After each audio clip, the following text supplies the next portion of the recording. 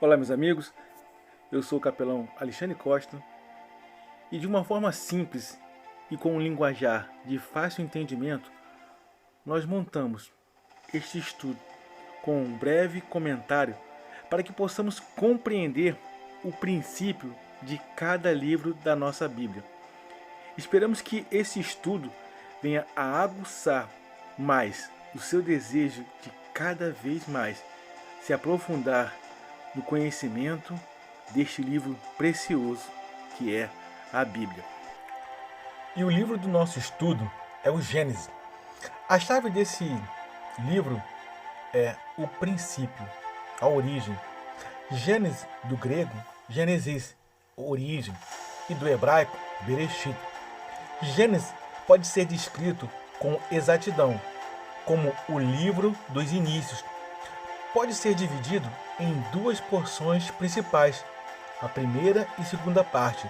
A primeira parte diz respeito à história da humanidade primitiva e vai dos capítulos 1 até o 11º capítulo, onde temos no capítulo 1 a criação do céu e da terra e de tudo o que nele há.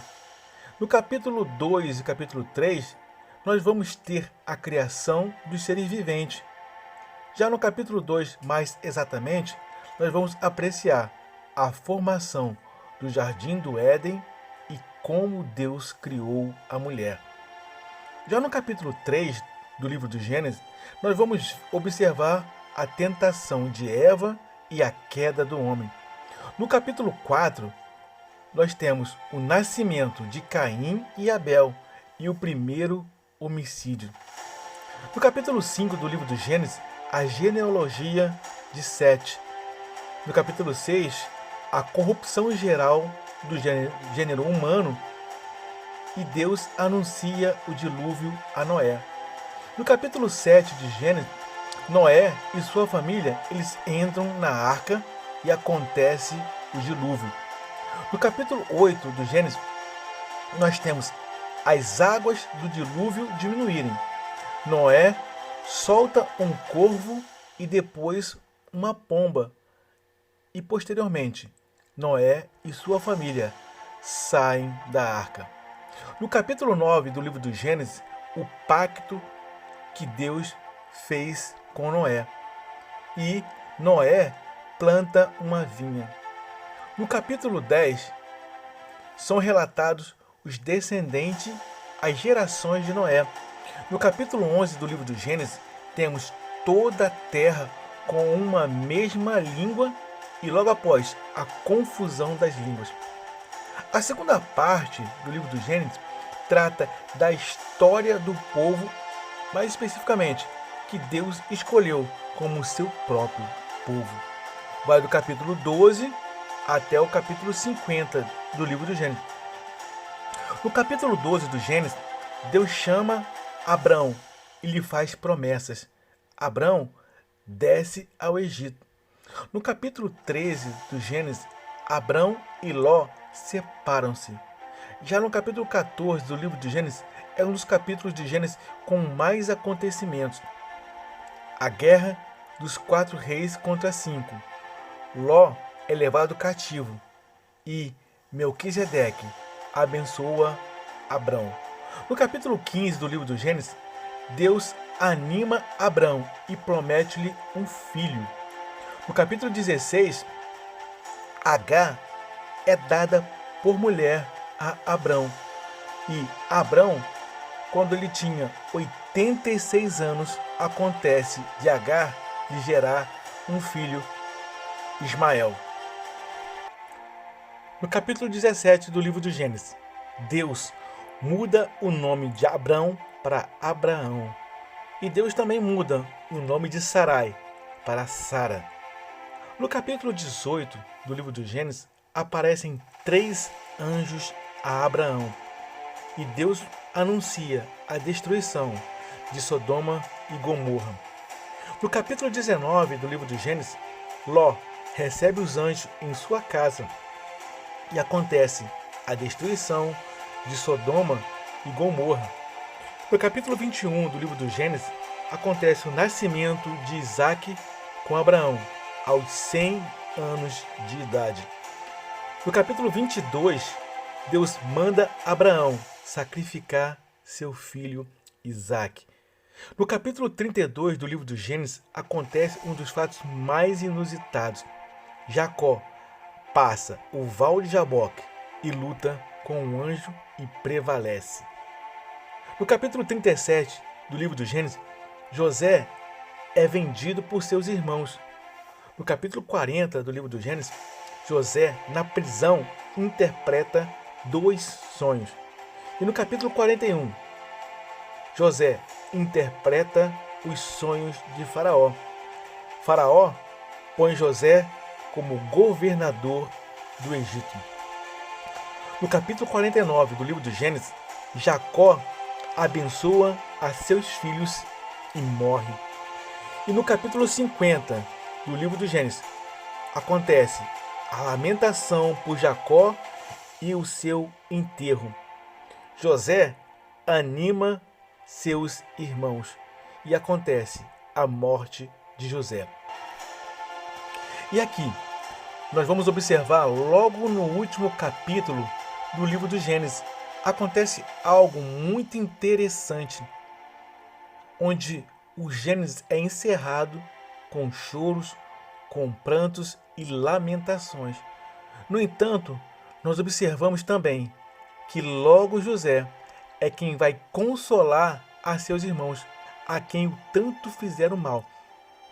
E aqui tiramos uma grande lição sobre os desígnios de Deus nas nossas vidas, onde pode acontecer de quem logo venha a nos trazer conforto em um momento difícil da nossa vida, seja quem nós menos esperávamos que viesse a fazer. É bem possível que nós possamos ajudar ou mesmo sermos ajudados por quem nós nunca tivéssemos esperado que isso viesse a acontecer. Só Deus sabe qual possa ser o nosso último ato em vida. Nós temos 2 opções. Uma, a de vingança, ou que venhamos aprender com José, que o nosso ato em vida seja cheio de gestos de compaixão e de misericórdia. O autor apresenta o material de forma extremamente simples. Oferece 10 histórias que podem ser prontamente percebidas segundo o esboço do livro. Algumas dessas histórias são breves e muito condensadas, mas não obstante ajudam a completar o seu conteúdo. É bem possível que o autor do livro tenha empregado fontes informativas, orais e escritas, pois seus relatos remontam à história mais primitiva da raça humana.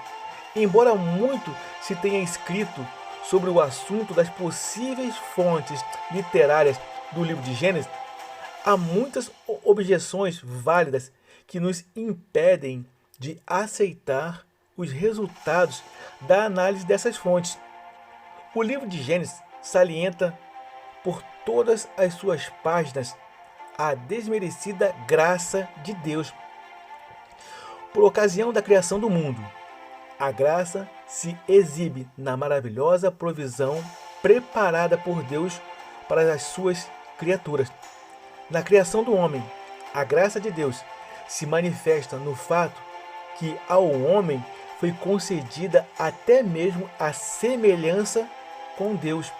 A graça de Deus se evidencia até mesmo no dilúvio. Abraão foi escolhido não por merecimento, mas antes devido ao fato de Deus ser cheio de graça. Em todos os seus contatos com os patriarcas, Deus exibe grande misericórdia. Sempre recebem muito mais favor do que qualquer deles poderia ter merecido. Há uma outra importante característica do livro de Gênesis, que não se pode esquecer, a saber, o modo eminentemente satisfatório pelo qual responde nossas perguntas sobre as origens. O homem sempre haverá de querer saber como o mundo veio à existência. Além disso, sente bem dolorosamente o fato de que algumas grandes desordem caiu sobre o mundo e gostaria de saber qual a natureza. Em suma, preocupa-se em saber como o pecado e todas as suas tremendas consequências sobrevieram. E finalmente, o homem precisa saber se existe alguma esperança básica e certa de redenção para este mundo e seus habitantes, de que consiste essa esperança e como veio a ser posse do homem. O autor do livro do Gênesis: ninguém pode afirmar com absoluta certeza que sabe quem escreveu o livro do Gênesis, visto que Gênesis é o alicerce necessário para os escritos de Êxodo a Deuteronômio, e visto que a evidência disponível indica que Moisés escreveu esses 4 livros, é provável que Moisés tenha sido o autor do próprio livro do Gênesis. A evidência apresentada pelo Novo Testamento contribui para essa posição, especialmente em João, capítulo 5, versículo 46 e 47. Pois se creres em Moisés, crereis em mim, porque de mim ele escreveu. Mas se não credes nos escritos, como crereis nas minhas palavras? Lucas, capítulo 16, verso 31.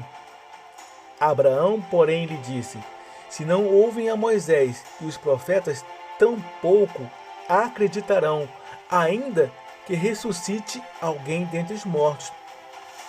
Lucas, capítulo 24, versículo 44. Depois lhe disse: são estas as palavras que vos falei, estando ainda convosco, que importava que se cumprisse tudo o que de mim estava escrito na lei de Moisés, nos profetas e nos salmos. Na tradição da igreja, o livro de Gênesis tem sido comumente designado como o primeiro livro de Moisés. Nenhuma evidência em contrário tem sido capaz de invalidar essa tradição. Bom, meus amigos, aqui nós concluímos o nosso resumo do livro de Gênesis.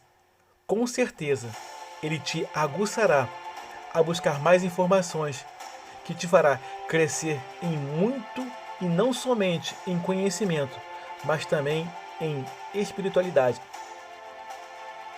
Espero que vocês tenham gostado, compartilhem, faça seu comentário, curta o nosso canal.